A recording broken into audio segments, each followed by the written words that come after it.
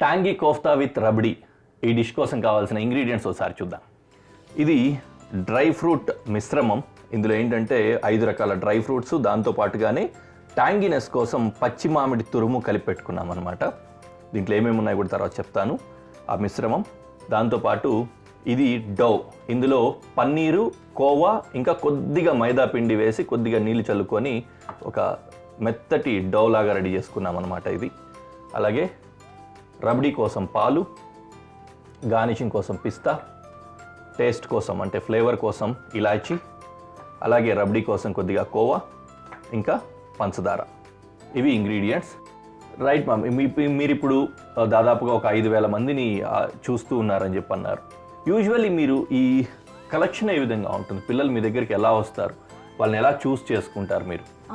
మాకు social mobilisers అని ఒక టీం మెంబర్స్ ఉంటారండి.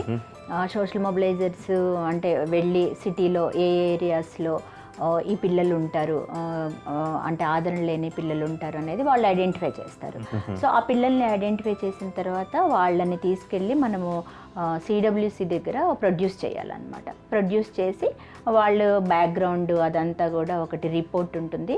ఆ రిపోర్ట్ తయారు చేసుకొని వాళ్ళకి ప్రజెంట్ చేసిన తర్వాత అప్పుడు వాళ్ళు ఆ పిల్లల్ని ఈ హోమ్లో అడ్మిషన్ కోసం అని పంపిస్తారు. రైట్. అండ్ ఫస్ట్ ఇది కూడా చేసుకుందాం. ఫస్ట్ ఏం చేద్దామంటే దీనికోసం రబడీ రెడీ చేసుకుందాం అండి. మీ చేతులతో పొయ్యి వెలిగించండి చాలు.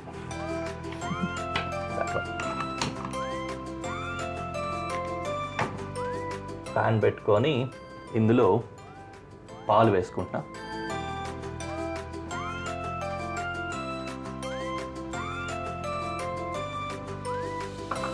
దాంతోపాటు పంచదార. సింపుల్గా అయిపోతుంది, మీరేం కంగారు పడాల్సిన అవసరం లేదు. అలాగే ఫ్లేవర్ కోసం ఇలాచీ కొద్దిగా అలా చించి వేసుకోవచ్చు. లేదు మీకు కాస్త ఎక్కువ స్ట్రాంగ్గా కావాలి అనిపించినట్లయితే మాత్రం ఈ షుగర్తో పాటు మిక్సీ పట్టేసుకున్నట్లయితే పొడి ఇలాచీ అంతా కూడా బ్లెండ్ అయిపోతుంది, దాంతో చేసుకోవచ్చు.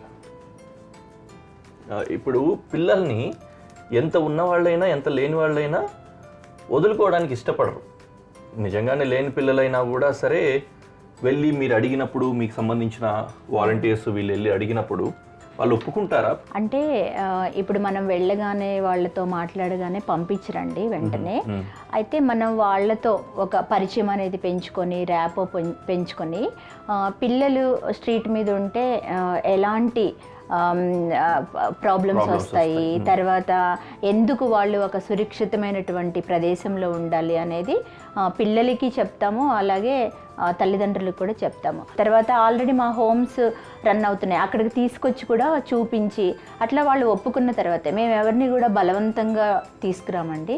వాళ్ళు కన్విన్స్ అయ్యి వాళ్ళు ఒక డెసిషన్ తీసుకుంటేనే మేము వస్తామని అప్పుడు వాళ్ళకి వాళ్ళ బ్యాక్గ్రౌండ్ అదంతా కూడా రిపోర్ట్ లాగా తయారు చేసి దాన్ని అధికారులకి సమర్పించి వాళ్ళ ద్వారానే ఈ అడ్మిషన్, పేరెంట్స్ కన్సెంట్ తోటే మేము అడ్మిషన్ అనేది తీసుకుంటామండి. ఓకే. చదువుకోలేని వాళ్ళు ఉంటారు, కొంతమందికి చదువు సరిగ్గా అబ్బకపోవచ్చు. ఇలాంటి వాళ్ళకి ఏమైనా చేతి వృత్తులు లాంటివి ఇట్లాంటివి ఏమైనా నేర్పించి వాళ్ళని సెటిల్ చేసే ప్రోగ్రామ్ ఏమైనా ఉందండి? అవునండి, ఉంది అది కూడా. అయితే ఏంటంటే మినిమం ఎడ్యుకేషన్ అనేది ప్రతి ఒక్కళ్ళకి కావాలి. ఇప్పుడు మనకి రైట్ టు ఎడ్యుకేషన్ యాక్ట్ ఉంది. రైట్ టు ఎడ్యుకేషన్ యాక్ట్ ప్రకారము up to 8th standard compulsory education అనమాట.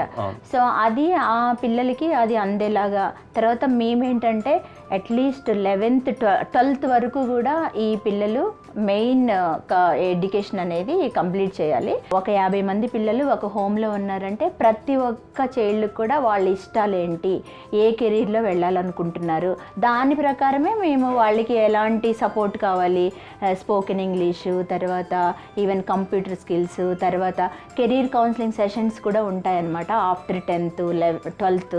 సో 10th తర్వాత వాళ్ళు డిసైడ్ చేసుకుంటారు నా ఇష్టాలు ఏంటి, తర్వాత నాకున్న స్ట్రెంగ్స్ ఏంటి, నేను ఏ ఏరియాస్లో ఇంప్రూవ్ చేసుకోవాలి. ఇప్పుడు ఒకవేళ నేను మేము గైడెన్స్ ఇస్తాం అనమాట. ఒక్కొక్క చైల్డ్కి మాకు కొంతమంది మెంటర్స్ అని ఉంటారనమాట. వాళ్ళు ఆ చైల్డ్తో ఎంగేజ్ అయ్యి ఆ చైల్డ్కి కావాల్సినటువంటి సపోర్ట్ని అందిస్తారు. దాని ప్రకారమే మేము హయ్యర్ ఎడ్యుకేషన్లో రకరకాల కోర్సెస్లో జాయిన్ చేపిస్తాం అనమాట. నైస్ అండి. ఇది కోవా కూడా యాడ్ చేస్తున్నాను ఇందులో. పకడ్బందీగా ప్లాన్ చేసి ఒక ఇంటిని, అది కూడా సిస్టమాటిక్ హౌస్ని డెవలప్ చేస్తున్నట్టున్నారు మీరు. అంటే ఇల్లు పక్కా ఇల్లు లాగా ఉండాలి అన్నట్లుగా కేర్ తీసుకొని. అయితే వంట చేస్తున్నాం కాబట్టి ఇంకోటి గుర్తొచ్చింది, వంటలు ఏం చేస్తుంటారండి హోమ్లో? ఎటువంటి భోజనాలు పెడుతుంటారు పిల్లలకి? ఏ విధంగా ఉంటుంది మెన్యూ, డైట్? అవును, మా హోమ్లో మెనూ ఉంటుందండి. అయితే ఆ మెనూ పిల్లలే తయారు చేసుకుంటారండి. అంటే పిల్లలందరూ ఒక బాలసభలో కూర్చుంటారు. బాలసభ అంటే పిల్లలు, ఆ హోమ్లో ఉన్నటువంటి పిల్లలందరూ ఒక దగ్గర కూడి ఆ హోమ్ కి సంబంధించిన ప్రతిరోజు జరుగుతుందండి, ఈవినింగ్ జరుగుతుంది. అయితే ఈ మెనూకి సంబంధించి మాత్రం 3 months ఒకసారి స్పెషల్ బాలసభ, ఓన్లీ మెనూ గురించి మాట్లాడుకోవడానికి వాళ్ళు కూర్చుంటారు. సీజనల్ ఫ్రూట్స్ ఏముంటాయి, సీజనల్ వెజిటేబుల్స్ ఏముంటాయి, తర్వాత పిల్లలకి ఏది ఇష్టమో దానితో పాటుగా మేము పిల్లలకి మధ్య మధ్యలో ఓరియంటేషన్స్ ఇస్తాము. అంటే ఇప్పుడు వాళ్ళకి న్యూట్రిషన్ గురించి అవేర్నెస్ అనేది ఇస్తామన్నమాట. కాబట్టి వాళ్ళు ఏం చేస్తారు, ఈ మెనూని తయారు చేసేటప్పుడు దాన్ని కూడా దృష్టిలో పెట్టుకొని ఎలాంటి వెజిటేబుల్స్ని మేము పెట్టుకోవాలి, ఏ ఫ్రూట్స్ని పెట్టుకోవాలి అనేది వాళ్ళు మెనూ తయారు చేస్తారు. సో మార్నింగ్ బ్రేక్ఫాస్ట్ ఉంటుంది, తర్వాత కంపల్సరీ మిల్క్, ప్రతి చైల్డ్కి ప్రతిరోజు మిల్క్ ఉంటుంది, తర్వాత ఆఫ్టర్నూన్ లంచ్ ఉంటుంది, ఈవినింగ్ స్నాక్స్ ఉంటాయి, మళ్ళీ డిన్నర్ కూడా ఉంటుందన్నమాట. అలా కాకుండా ఇప్పుడు స్పెషల్ అకేషన్స్ ఉంటాయి, ఫెస్టివల్స్ ఉంటాయి, తర్వాత లేదంటే బర్త్డేస్ ఉంటాయి, అలాంటి టైంలో స్పెషల్ ఫుడ్ కూడా చేస్తూ ఉంటారు. తర్వాత వీక్లీ థ్రైస్ ఎగ్స్ అనేది ఉంటుంది. సండే రోజు చికెన్ ఇట్లాంటివి కూడా, స్వీట్, ఇలా మీరు ఇప్పుడు స్వీట్ చేస్తున్నారు కదా, ఇలాంటి స్వీట్ అట్లా అవన్నీ కూడా ఉంటాయి అన్నమాట. సో మంత్లీ 1 day బర్త్డే రోజుగా ఉంటుంది అనమాట. సో అందరి బర్త్డేస్ ఆ రోజు సెలబ్రేట్ చేసుకుంటారు. అది కూడా పిల్లలే డిసైడ్ చేస్తారు ఏ డేన చేయాలి అనేది. సో ఆ రోజు కూడా స్పెషల్ వంటలు అట్లాగా ఉంటాయి అన్నమాట. ఈ సాస్ రెడీ అయిపోయిందండి. ఓకే, ఇది కట్టేసుకుందాం, మళ్ళీ దగ్గరకు వచ్చేస్తుంది. అలాగే. ఓకే, అన్నట్టు ఇప్పుడు మీరు ఫస్ట్ టైం తీసుకొచ్చినప్పుడు పిల్లల్ని సరిగా పౌష్టికాహారం లేక, ఆహారం విషయంలో కావచ్చు, లేకపోతే మెంటల్గా కానీ హెల్త్ వైజ్గా కానీ, దానికి సంబంధించి మీరు ఎటువంటి జాగ్రత్తలు తీసుకుంటుంటారు? అవసరం పడుతూ ఉంటుంది అట్లాగా? పడుతుందండి. ఇందాక చెప్పాను కదా మీకు, ఎడ్యుకేషనల్ అసెస్మెంట్ అది చేస్తాము పిల్లల్ని తీసుకొచ్చినప్పుడు అని. అయితే మేము దాంతో పాటుగా న్యూట్రిషియస్ వాళ్ళ లెవెల్ తెలుసుకోవటం కోసం ఆ అసెస్మెంట్ కూడా చేస్తామండి. అప్పుడు మాకు తెలుస్తుంది అంటే ఏజ్ అప్రోప్రియేట్ వెయిట్, హైట్ ఉన్నారా లేదా అనేది. అప్పుడు ఆ పిల్లలు ఎవరైతే అండర్ నరిష్డ్ ఉన్నారో ఆ పిల్లలకి మేము స్పెషల్ ఫుడ్ అనేది, స్పెషల్ డైట్ అనేది ఒకటి డిజైన్ చేస్తాము. మాకు న్యూట్రిషన్ ఎక్స్పర్ట్స్ అట్లాగా మాకు సలహా ఇస్తూ ఉంటారు. మంత్లీ ట్వైజ్ మళ్ళీ హైట్, వెయిట్ అంతా కూడా చెక్ చేస్తూ మానిటర్ చేస్తాం అనమాట. నైస్ అండి. ఇది కూడా స్టార్ట్ చేసుకుందాం. ఇదేం లేదు, జస్ట్ ఈ విధంగా రౌండ్గా చేసుకొని కొంచెం ఫ్లాట్ చేసి దీంట్లో ఈ మిశ్రమం పెట్టుకోవాలి. దీంట్లో డ్రై ఫ్రూట్స్ అన్నీ ఉన్నాయండి. పిస్తా ఉంది, జీడిపప్పు ఉంది, దాంతోపాటు ఖర్జూరం ఉంది. మంచి న్యూట్రిషన్ అండి ఇది కూడా. చాలా న్యూట్రిషియస్ ఫుడ్. పన్నీరు ఇవన్నీ కూడా కాస్త అంటే ఎడిబుల్ ఫ్యాట్స్, మంచి ఫ్యాట్సే కదా, కొద్దిగా హెల్తీ ఫ్యాట్స్ ఉంటాయి. అండ్ మోర్ ఓవర్ ప్రోటీన్ కూడా దొరుకుతుంది. ఈ విధంగా రౌండ్ బాల్స్ లాగా తయారు చేసుకుంటాం. ఇలా చేసుకొని దీన్ని డీప్ ఫ్రై చేయాలి. సరే, ఒకటి చేశాను, మిగిలినవి చేద్దాం. ఈలోపు మేడం దగ్గర నుంచినే ఇంకా కొన్ని విషయాలు తెలుసుకుందాం. అన్నిటికంటే ముఖ్యం ఏంటంటే సక్సెస్ స్టోరీస్. ఇంత మీరు కష్టపడ్డ తర్వాత వాళ్ళు ఏ విధంగా అభివృద్ధి చెందుతున్నారు, ఏ విధంగా వాళ్ళ జీవితాల్లో సెటిల్ అవుతున్నారు, నెక్స్ట్ జనరేషన్స్ని వాళ్ళు ఎలా స్టెబిలైజ్ చేయగలుగుతున్నారు, ఇవన్నీ కూడా ఇంపార్టెంట్. అన్నీ మీరు చేసేది కూడా అందుకోసమే కాబట్టి. అలాంటి సక్సెస్ స్టోరీస్ ఉన్నాయండి మీకు? ఇప్పుడు లాస్ట్ ఇయర్ ఇక్కడ హైదరాబాద్లోనే 4 పిల్లలకి గవర్నమెంట్ కానిస్టేబుల్ జాబ్ వచ్చిందండి. వాళ్ళు ఇప్పుడు ట్రైనింగ్ పీరియడ్లో ఉన్నారు. అలాగే ఒక చైల్డ్కి ఏఎన్ఎం జాబ్ వచ్చింది, గవర్నమెంట్ జాబ్ అగైన్. తనకి స్టార్టింగ్ సాలరీ 50,000 అనమాట. ఇంకా చాలామంది పిల్లలు హెల్త్ సెక్టర్లో ఉన్నారు, బెడ్ అటెండెంట్స్గా, తర్వాత మల్టీపర్పస్ హెల్త్ వర్కర్స్గా ఉన్నారు. అలాగే ఒక చైల్డ్ వేరే కల్కట్టా సిటీ నుంచి ఇండిగోలో మాకు ఎయిర్ హోస్టెస్గా చేస్తుంది. ఇంకా ఒక చైల్డ్ లాస్ట్ ఇయరే యుఎస్ వెళ్ళి పోస్ట్ గ్రాడ్యుయేషన్ కూడా చేస్తుంది. తను వెళ్ళటానికి ఒక స్పాన్సరర్ సపోర్ట్ చేశారు. అక్కడికి వెళ్ళటానికి మాత్రమే. అక్కడికి వెళ్ళిన తర్వాత ఆ పాప ఒక పార్ట్ టైం జాబ్లో జాయిన్ అయింది. తనకి నెలకి ఒక 3.5 lakhs వరకు ఎర్న్ చేసుకుంటూ even first semester on her own. తర్వాత ఫస్ట్ సెమిస్టర్లో తనకి 4 out of 4 గ్రేడ్ పాయింట్స్ కూడా వచ్చాయండి. నిజానికి చెప్పాలంటే నిజంగా అమెరికన్ ఫ్యామిలీస్ లో కూడా ఆ సక్సెస్ సాధించడం కొద్దిగా కష్టమే కావచ్చు. బట్ మీరు ఒక ఇంటిని క్రియేట్ చేసి ఆ ఇంటి ద్వారా తీసుకొస్తున్నారు. అవునండి, ఒక పట్టుదల అనేది ఈ పిల్లల్లో ఉంటుందండి. మేము పైకి రావాలి, కష్టపడాలి, తర్వాత మళ్ళీ అలాంటి సిచ్యువేషన్లోకి వెళ్ళకూడదు అనేది ఉంటుంది. దానివల్లనే చాలా అంటే పిల్లల్లో చాలా టాలెంట్స్ ఉంటాయండి. వాళ్ళకి న్యాచురల్ టాలెంట్స్ ఎన్నో ఉంటాయి. జస్ట్ మనం కొంచెం సపోర్ట్ ఇవ్వాలి వాళ్ళకి అంత. ఇందాక కోఫ్తాలు చెప్పాను కదా, అట్లా మొత్తం రెడీ చేసేసుకొని వీటిని వేడి నూనెలో ఫ్రై చేసుకోవాలి. మీకు తెలియకుండా స్టవ్ వెలిగించి నూనె వేడి చేసేసుకున్నాం.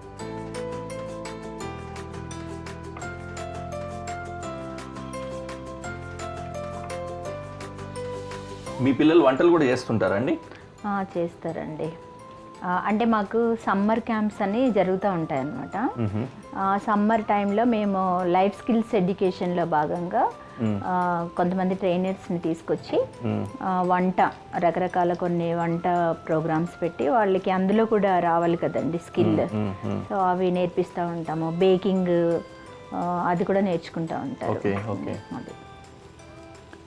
నేను ఇంకోటి విన్నాను, మీకు ఇది అక్కా చెల్లెళ్ళు ఇట్లా కూడా ఒక వ్యవస్థ లాగా మెయింటైన్ చేసి ఒక ఇంట్లో లాగానే చెల్లి, అక్క, పెద్దక్క ఈ విధంగా. అవునండి.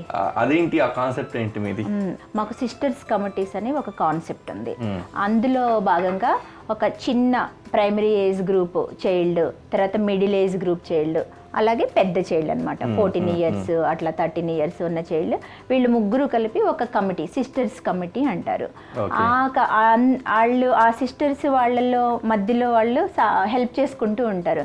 ఇప్పుడు చిన్న సిస్టర్కి ఏమన్నా ఒకవేళ హెల్త్ బాగోపోయినా, లేదంటే స్కూల్కి వెళ్ళేటప్పుడు జడలు వేయాలి, అందుకనే అట్లా ఉంచుతాము. ఆ తర్వాత మళ్ళీ ఇప్పుడు పెద్ద సిస్టర్ వెళ్ళిపోతుంది కదా, 18 years వచ్చిన తర్వాత హోమ్ నుంచి బయటికి వెళ్ళిపోతారు.